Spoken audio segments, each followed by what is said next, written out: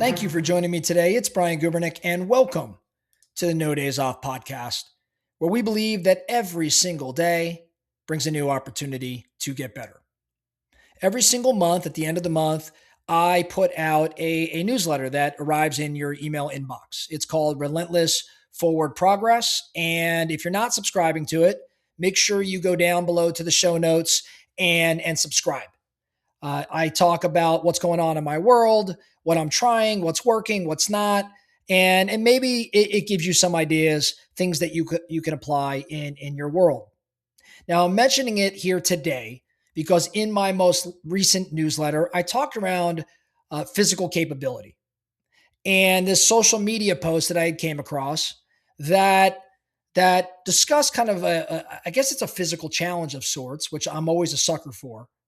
But the post reminded me of something that I've spent a lot of time thinking about as I've been, getting older and I've been more intentional about health. It reminded me of Dr. Peter Attia's idea of the Centenarian Decathlon. And that's the concept that we shouldn't train to just look good, but to maintain our physical capabilities that we'll need later in life. The post listed out physical tests that every man should be able to pass, but that most can't. And I want to talk about those 12 physical tests that showed up in this post. And we're also going to talk about how it applies, of course, to women. Because while the post I'm referring to only talked about tests for every man, I think we could take these same tests and apply them to the women of the No Days Off Nation as well. So, as I mentioned, the post was titled The 12 Physical Tests That Every Man Should Be Able to Pass, but Most Can't. And I really like the list, and I'm going to go through it. I'm going to explain why I think every one of these matters, okay? So take notes. Maybe think if you can pass this particular activity or test, or you can't. And if you can't, awesome. Now we're aware, and maybe it gives you a good idea as to what you can train for this year in 2026. So the first thing on the list was run a mile under 8 minutes. Run a mile under 8 minutes. Now, this is about basic cardiovascular fitness. I think it's about the ability to maintain or sustain moderate effort without fatiguing. So every man should be able to run a mile under 8 minutes. I do agree with that. And you know what? I would not change that number for females. I think that number of 8 minutes is a very fair target for all of us. The next on the list was a 400-meter run under a minute and 30 seconds. Now, 400-meter run one time around a track, this tests your ability to move fast under stress. And I think that matters more than just endurance alone. So 400 meters under 1 minute and 30 seconds for men. And I think because of the sprint nature to this, 130 is still a very fair number for females, though I think 145 is also incredibly respectable. The next was bench press your body weight. Bench press your body weight. So I weigh 170 pounds. I'd have to bench press 170 pounds.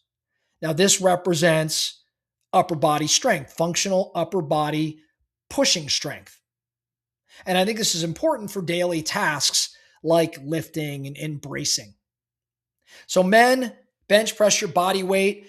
Women, I would say you're bench pressing 0.75, call it 75% of your body weight. Of course, I believe our women are just as strong as anybody else, but there is some science to this, of course. Men are capable of building greater muscle than females for a variety of reasons. I'm not the scientist here, but I think it's something we're all aware of. And I think this is one where I would bring it to about 75% of your body weight for females. Now, as I share that, I'm not just saying it as somebody that likes to work out a lot.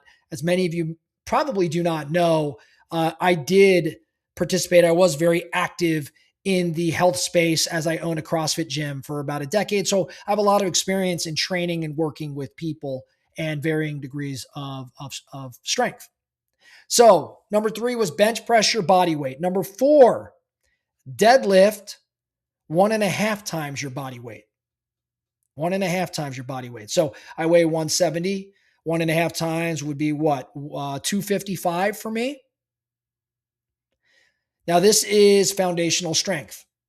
This is for picking things up safely, protecting your back. Women, I'd go with 1.25x my body weight. Number 5, squat your body weight. Again, if I weigh 170, I'm squatting 170. This reflects lower body strength necessary for standing up, for sitting down. I think it's a good indicator for just your lower body strength altogether. And for women, I actually think you keep this at your body weight as well. I don't adjust this. While I adjust bench press and upper body strength, and I slightly adjust deadlift, I probably am not adjusting the squat. I should be able to squat my body weight. The next one on the list, 10 consecutive pull-ups. Now, this tests your relative strength and grip.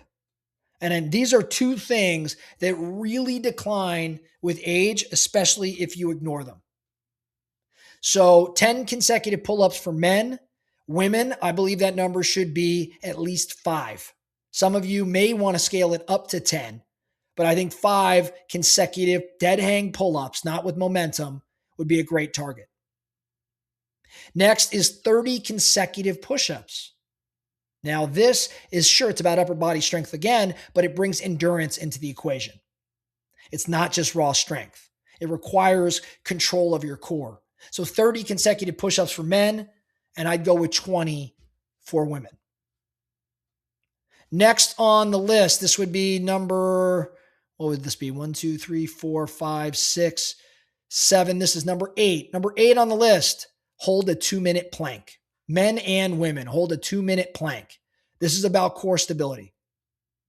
It's about the ability to transfer force safely through the body. Okay, so hold a 2-minute plank. Number 9, hang from a pull-up bar for 1 minute. Hang from a pull-up bar for 1 minute. Grip strength, again, is one of the strongest predictors of longevity.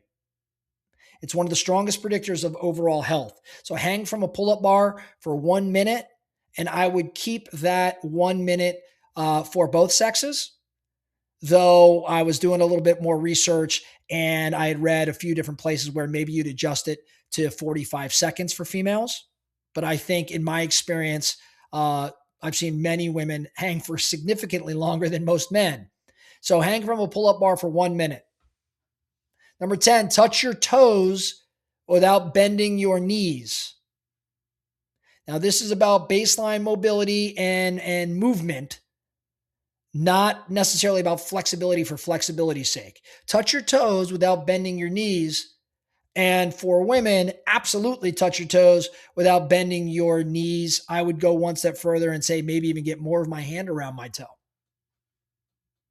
Next, carry your body weight 50 meters in a farmer's walk. Now, if you don't know what a farmer's walk is, think about holding luggage in each hand. Right? So you're holding luggage, like say a suitcase in your right hand, a suitcase in your left hand, and now you're walking. That would be a farmer's walk. The farmer's walk mimics real world demands, like carrying groceries or luggage or awkward loads, whatever it may be. So carry your body weight 50 meters. And for females, I would probably make this 75% of body weight, though I'm sure many of you could carry your body weight. So for me, I'd be carrying, again, I weigh 170. I'd have 85 in left and 85 in right. It's a lot of weight. And you got to carry it 50 meters. And then lastly, number 12, perform 10 full burpees without resting. 10 full burpees. I don't know how to describe a burpee, so you might have to just go on YouTube and look that up if you're unfamiliar with it. But I think most of you probably are. And I love the burpee because it's a combination of strength and coordination and conditioning under fatigue. And I think it's just a good comprehensive exercise. So perform 10 full burpees without resting, men and women. Now, when I read this list, my reaction wasn't about intimidation. I thought it really felt reasonable. It didn't feel easy, but it felt reasonable. Uh, Candidly, I can pass this test today. So for me, I'm going to change some of these numbers up and test myself and set some goals around them this coming year. Again, if you are unable to do some or all of these, that's great too. Now you have awareness and you could train specifically. I think it's a really great comprehensive list. I think it works because it doesn't test anything that's what I would call exotic. It just tests whether you can move your body through space, whether you can handle your own weight. It tests whether you can generate and control force. And I think it tests endurance to some component and recovery, specifically when things get a little uncomfortable. I don't think these are gym goals to me. These are life goals, life skills. And it's not about trying to be impressive. To me, it's about not being fragile. So use this as a diagnostic. Pick maybe 2 or 3 areas where you're behind, give yourself some runway, and then start to build. I think 6 to 12 months is plenty of time to change your physical trajectory if you're pretty consistent with your training. Again, train for capability here, not for comparison or anything like that.